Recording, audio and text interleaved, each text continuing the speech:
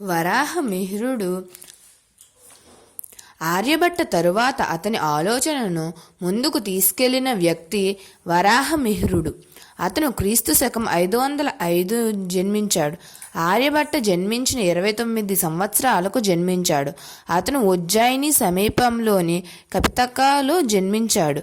ఆ గ్రామానికి ఒక ప్రత్యేకత ఉంది. అందరికీ చిన్నప్పటి నుండి ఖగోళ విద్య వంశపారంపర్యంగా వచ్చేది. అతని తండ్రి ఆదిత్యదాసుడు కూడా ఈ శాస్త్రంలో లోతైన పరిశోధనలు చేశాడు.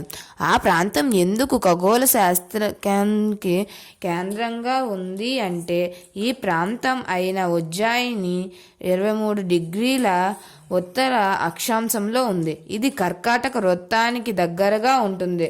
దానివల్ల సూర్యుని కదలికలు, వాటి మార్పులు, పగలు రాత్రులు చాలా స్పష్టంగా గమనించవచ్చు. కంటెంట్ నచ్చితే ఒక లైక్ చేయండి.